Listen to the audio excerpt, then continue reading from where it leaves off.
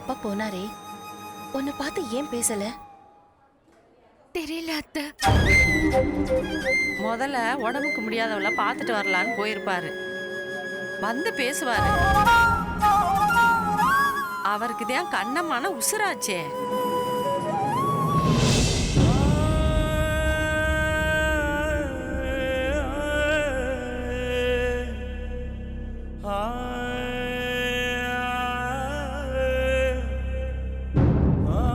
உனக்கு இந்த மாதிரி ஆயிடுச்சுன்னு கேள்விப்பட்டதும் எனக்கு கையும் ஓடல காலும் ஓடல. அஞ்சலி, உனக்கு என்னமாச்சு? தெரியலப்பா, திடீர்னு மயக்கம் வந்துச்சு. அதுக்கப்புறம் எதுவுமே ஞாபகம் இல்ல. கண்ணுமா வாயில்லா புள்ள. அதனாலதான் என் மனசு அவ மேலேயே இருந்துச்சு. நீ எப்படி இருந்தாலும் உன்னை பார்த்துக்குவேன்ற தைரியத்துலதாம்மா நான் இருக்கேன். மத்தபடி நான் உன்னை கண்டுக்கலைன்னு மட்டும் நினைக்காத. நீ தைரியசாலிமா, நல்ல விவரமான பொண்ணு. எதையுமே நீ வெளிப்படையா பேசிடுவ. அதனால நான் உன் மேல பெருசா கவலைப்பட்டதே இல்லம்மா. ஆனா இந்த மாதிரி உனக்கு உயிருக்கே ஆபத்துன்னு சொல்லும்போது எனக்கு ரொம்ப மன உளைச்சலா இருக்குமா. உங்ககிட்ட இன்னும் கொஞ்சம் நல்ல விதமா பேசியிருக்கணுமோ, இல்ல நல்ல விதமா நடந்திருக்கணுமோன்னு தோணுதுமா.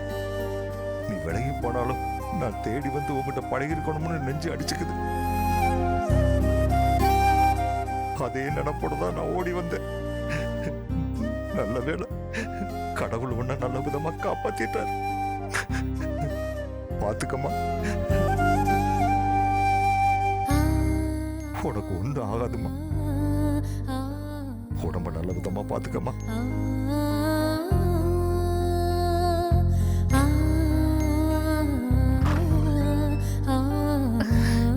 அப்பா, ரொம்ப நன்றிங்க. என்ன சம்பந்த வேலை சரியான நேரத்துல கொண்டு வந்து சேர்த்துருக்கீங்க. அவளை கொஞ்சம் நல்லா பத்திரமா பாத்துக்குங்க. கண்டிப்பா சம்பந்தி. அப்பா,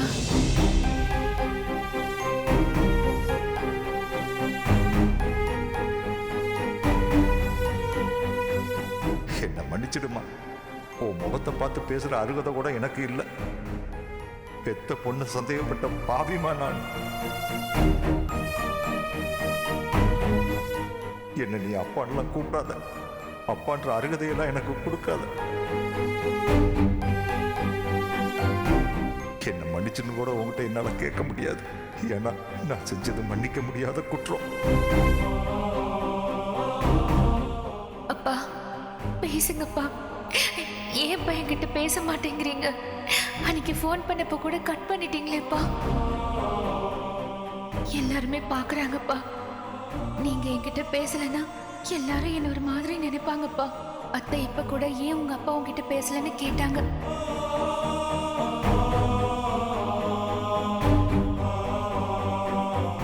ப்ளீஸ்ப்பா, என்கிட்ட பேசுங்கப்பா.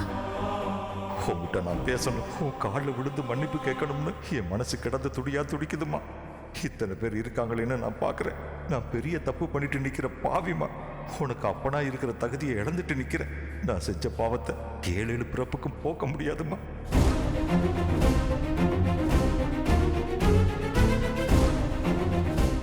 அப்பா,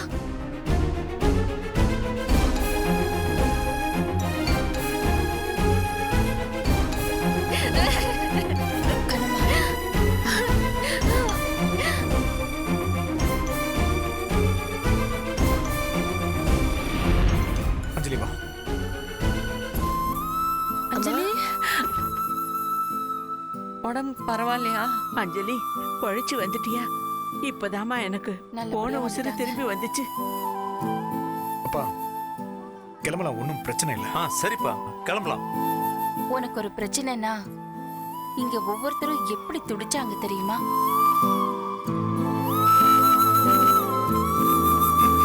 இப்பதான் எல்லாருமே கொஞ்சம் ரிலாக்ஸ் ஆயிருக்கும்.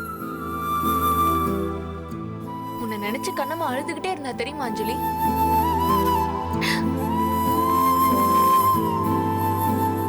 என்னங்க, வீட்டுக்கு கிளம்பலாமாங்க? கிளம்பலாமா? சம்மந்தி, நாங்க இப்படியே வீட்டுக்கு கிளம்புறோம். அஞ்சலி பத்திரமா பாத்துக்கங்க. சரிங்க.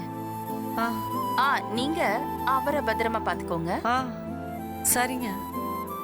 உடம்பு பாத்துக்க. அஞ்சலி வா போலாம்.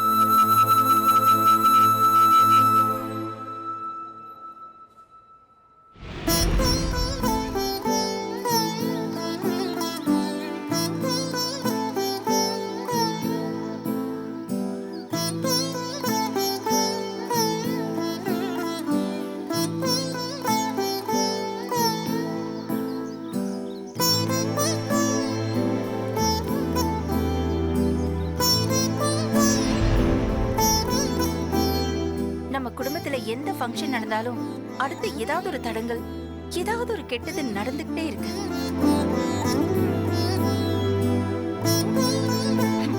கண்ணம்மா வளகாப்புல அந்த மாதிரி எதுவும் நடந்துடக்கூடாதுன்னு தான் நான் ஒவ்வொன்னையும் பார்த்து பார்த்து செஞ்சேன். ஆனா கடைசியில உனக்கு இப்படி ஆயிடுச்சு அஞ்சலி. எப்பவும் வீட்டை துருதுருன்னு சுத்தி வர்ற பொண்ணு திடீர்னு உனக்கு இப்படி ஆன உடனே நாங்க எல்லாரும் ரொம்ப பயந்தே போயிட்டோமா. முக்கியமா அகிலன் துடிச்சு போயிட்டான்.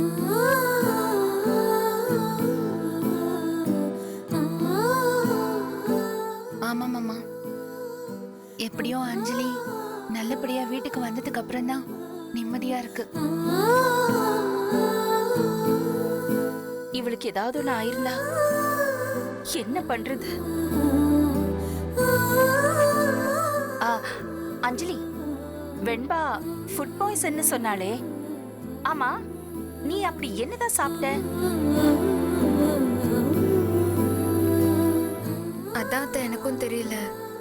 ஆனா புதுசா நான் எதையுமே சாப்பிடவே இல்லை அத்தை. இப்படி சொன்னா எப்படி அஞ்சலி? அதான் பாரதி தெளிவா ஃபுட் பாய்சன் சொல்றான்ல. அப்ப நீ சாப்பிட்டதுல தான் ஏதோ ஒன்று ஒத்துக்காம போயிருக்கு. அம்மா, காலையில இருந்து என் கூட தானே இருந்தீங்க. எனக்கே தெரியாம அப்படி என்னமா வாங்கி சாப்பிட்டீங்க?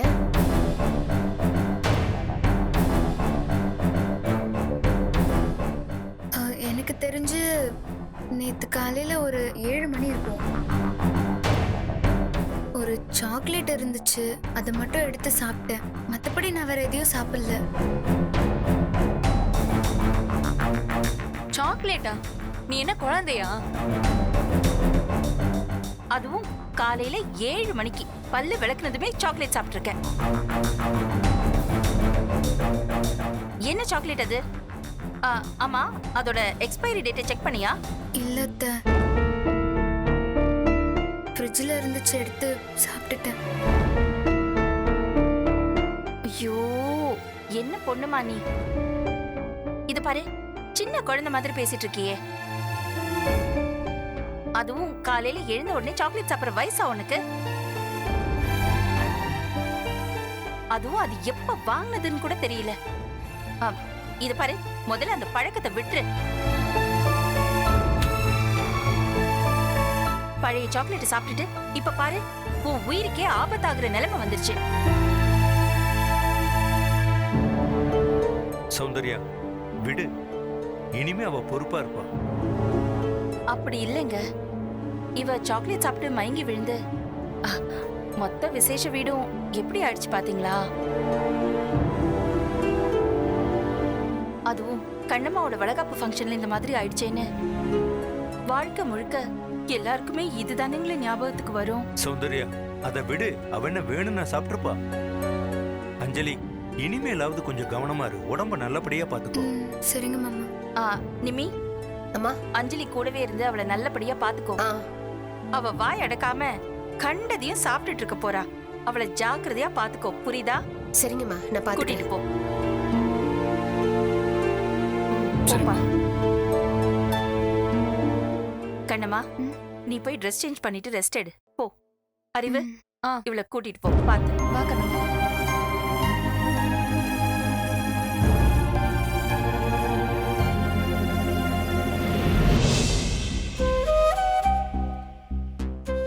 கண்ணம்மா, ஏன் இப்படி தனியா உட்கார்ந்துட்டு இருக்க? எனக்கு மனசே சரியில்லை அறிவு. நம்ம வீட்ல மட்டும் ஏன் இப்படி எல்லாம் நடக்குதோ? யாரு கண்ணு பட்டுச்சோ தெரியல. ஒவ்வொரு பிரச்சனையா வந்துகிட்டே இருக்கு. வளகாப்பு ஃபங்க்ஷன்ல எல்லாரும் சந்தோஷமா இருந்தோம். ஆனா அந்த சந்தோஷம் கொஞ்ச நேரம் கூட நீடிக்கல.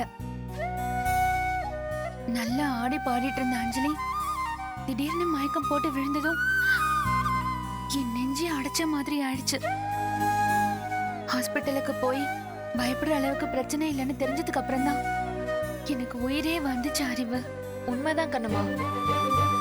ஆனா அந்த அஞ்சலி எப்ப பார்த்தாலும் உன் மேல வெறுப்பா தான் இருக்கா. நீ என்னடானா அவளுக்காக இப்படி ஃபீல் பண்ணிட்டு இருக்க? உன்னை நினைச்சா எனக்கு ரொம்ப ஆச்சரியமா இருக்கு. அஞ்சலிக்கு வேணா என் மேல வெறுப்பு இருக்கலாம், ஆனா எனக்கு அப்படி இல்ல. என்ன இருந்தாலும் அவ என் தங்கச்சி. சின்ன வயசுல இருந்து நாங்க 2 பேரும் ஒன்னாவே இருந்தோம். எப்படியோ அவளுக்கு என் மேல வெறுப்பு வந்துருச்சு. அதுக்கு ஒரு வகையில சித்தியும் பாட்டியும் ஒரு காரணம். ஒரு வயசு வரும்போது அவளுக்கு பக்குவம் வரும், எல்லாமே புரியும்னு நான் நினைச்சேன். ஆனா இப்ப வரைக்கும் அது வரல. அதனால என்ன அறிவு, அவ என்னை பத்தி புரிஞ்சுக்கிற ஒரு நாள் கண்டிப்பா வரும். அதுக்காக அவ என் தங்கச்சி இல்ல, நான் அவ அக்கா இல்லைன்னு ஆயிடுமா? என்ன ஒண்ணு, அவ இன்னும் சின்ன பிள்ளையாவே இருக்கா. மனசுல பட்டத வெடுக்கு வெடுக்குன்னு பேசிடுறா. ஆனா அவ உயிருக்கே ஆபத்துன்னதும் அவ என்கிட்ட எப்படி நடந்துக்கிட்டாங்கிறதெல்லாம் எனக்கு சுத்தமா மறந்து போச்சு. எப்படி நடந்துக்கிட்டா என்ன அறிவு, பாவம் இல்ல. அந்த நிமிஷம் துடிச்சு போயிருப்பா. ஆனா அஞ்சலி ஹாஸ்பிட்டல் போன மொத்த சீக்வன்ஸ்லயும் ஒரு முக்கியமான விஷயத்த கவனிச்சியா? அகில் அஞ்சலிக்காக எப்படி துடிச்சு போய் கண்ணீர்லாம் விட்டான், அதை கவனிச்சியா?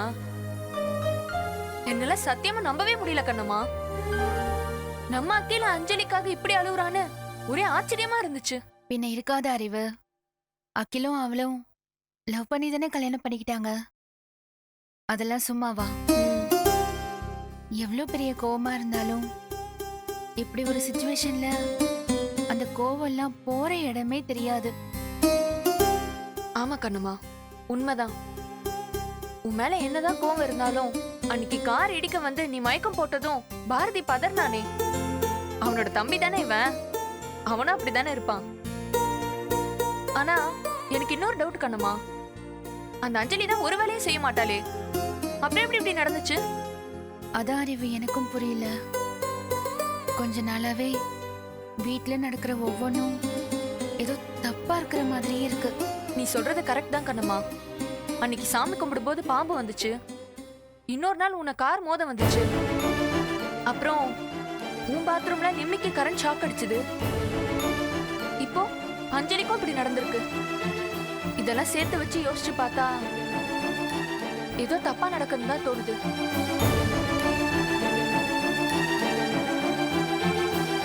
நடந்ததை விட அறிவு, இனிமேல் ஆச்சும் நம்ம குடும்பத்துல இருக்கிற யாருக்கும் எதுவுமே நடக்க கூடாது. சரி, நீ உடனே இதே நினைச்சு கவலைப்பட ஆரம்பிச்சிடாத. நான் உனக்கு குடிக்க ஜூஸ் கொண்டு வரேன்.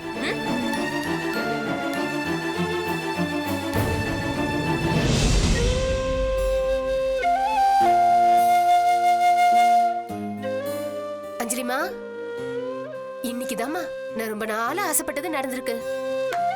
நான் என் உயிருக்கு போராடிட்டு ஹாஸ்பிட்டல்ல இருந்து இப்பதான் வந்திருக்கேன். நீ ஆசைப்பட்டதெல்லாம் நடந்துருச்சுங்கிற?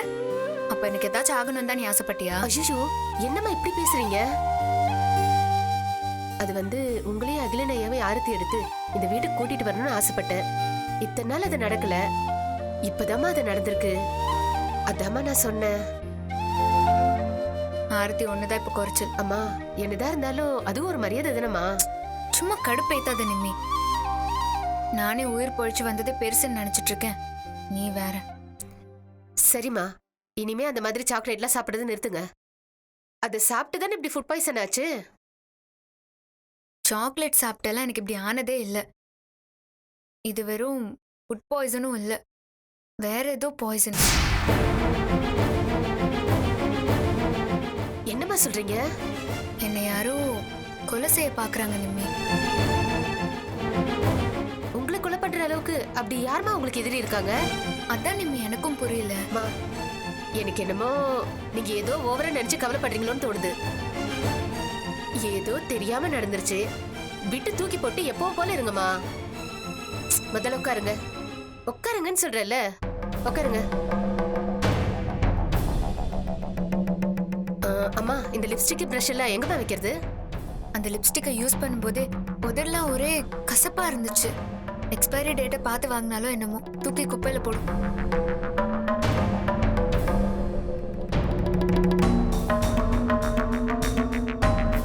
என்ன, அதை நீ யூஸ் பண்ணிக்கலான்னு பாக்குறியா? இல்லம்மா, இது கொஞ்சம் காஸ்ட்லி இல்ல, அதான் நான் யூஸ் பண்ணிக்கிறேம்மா. என் கண் முன்னாடி இப்ப அதை நீ தூக்கி போடுற. இல்லம்மா, கீழே போகும்போது நான் தூக்கி போடுறேன். தூக்கி போடுன்னு சொன்னேன்.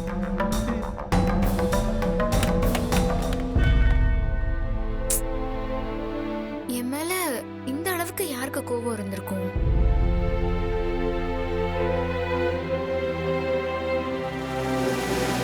நிம்மி, ஒருவேளை அகிலன் தான் இத பண்ணிருப்பானோ? அதுக்கு வாய்ப்பே கிடையாதுமா. அவருக்கு உங்க மேல கோவம் இருக்கலாம், ஆனா அவர் இந்த அளவுக்குலாம் போக மாட்டாருமா. அப்புறம் இன்னொரு விஷயம் தெரியுமா? நீங்க மயக்கம் போட்டு விழுந்ததும் அகிலன் ஐயா எப்படி துடிச்சு போனார் தெரியுமா உங்களுக்கு? நிஜமாவா சொல்ற? ஆமாமா, அஞ்சலி அஞ்சலின்னு அப்படியே கண்ணீர் விட்டு அழுதாருமா. அவரெல்லாம் போய் சந்தேகப்படுறீங்களேம்மா. அப்போ அவன் மனசுலயும் என் மேல ஏதோ ஒண்ணு இருக்குதான். இந்த கெட்டதுலயும் ஒரு நல்லது நடந்திருக்கு. பாப்போம், இது எதாச்சியா நடந்ததா இல்ல யாராவது இதை பிளான் பண்ணி பண்ணிருக்காங்களான்னு கண்டுபிடிப்போம்.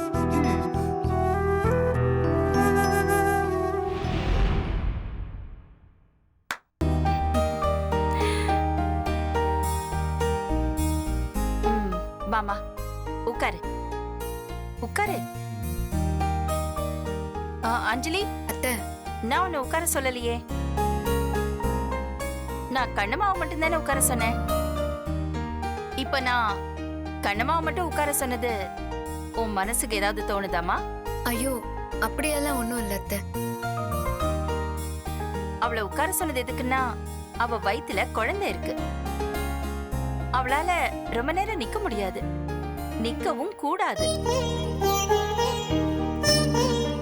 அதாம்மா காரணம்.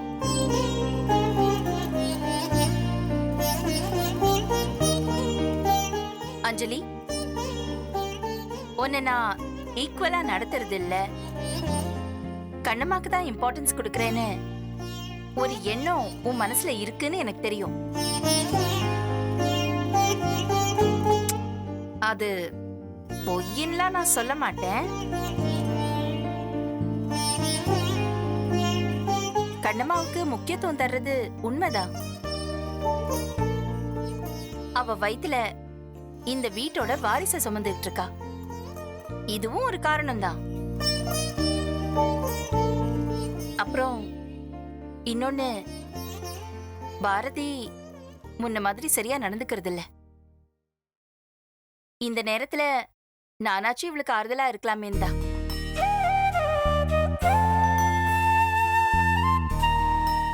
அதுக்காக நீ எனக்கு ரெண்டாம் பட்சம்னு அர்த்தம் இல்லம்மா. பாரதியும் அகிலும் எனக்கு எவ்வளவு ஈக்குவலோ, அதே மாதிரி என்னோட ரெண்டு மருமகள்களும் எனக்கு ஈக்குவல் தான். நீங்க ரெண்டு பேருமே என்னோட ரெண்டு கண்ணு. ஒரு காலத்திலயும் உங்களை யாருக்காகவும் நான் விட்டு கொடுக்கவே மாட்டேன். அந்த நம்பிக்கை உனக்கு இருக்குல்ல? ஐயோ அத்தை, அதெல்லாம் ஒண்ணும் இல்ல அத்தை. நீங்க ஏன் இப்படி எல்லாம் யோசிக்கிறீங்க? இல்ல, நீ வாய் விட்டு சொல்லனா கூட உன் மனசுல தோணும் இல்ல இதெல்லாம். சரி, அப்படியே நான் இன்னொரு விஷயத்தை உன்கிட்ட சொல்லலான்னு இருக்கேன். விளையாட்டு பிள்ளையாவே இன்னும் எத்தனை நாளைக்குமா இருப்ப?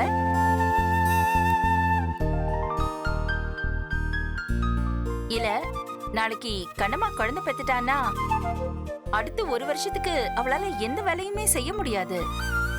அப்ப நீ முகம் சுளிக்காம, நீ கூடமாட இருந்து எல்லாத்தையும் எடுத்து போட்டு நீதான் செய்யணும். அப்போதான் உன் மேல மரியாதை எல்லாருக்குமே தன்னாலேயே வரும். புரியுதா? ஆம் புரியுது அத்தை. இல்ல உன்னை வேலை வாங்குறதுக்காக இதெல்லாம் சொல்லலமா, உன் நல்லதுக்காக தான் இதெல்லாம் சொன்னேன். கொஞ்சம் புரிஞ்சு நடந்துக்கோ. நிமி, அம்மா. இவ கூட இருந்து கொஞ்ச நாள் நல்ல விஷயத்த சொல்லு. இவ என்ன செஞ்சாலும் சூப்பர்மா சூப்பர்மான்னு இவளை ஏத்தி விட்டுட்டு இருக்காத. அப்படிலாம் இல்லம்மா. ம் சரி போங்க. என்ன சித்தி, அவ்வளவுதானா? கூப்பிட்டீங்க, அட்வைஸ் பண்ணீங்க, போ சொல்லிட்டீங்க, முடிஞ்சிருச்சா? ஆமா அவ்வளவுதான். கண்ணம்மா, உனக்கா ஜூஸ் போட்டு வச்சிருக்கேன், வா குடிக்கலாம்.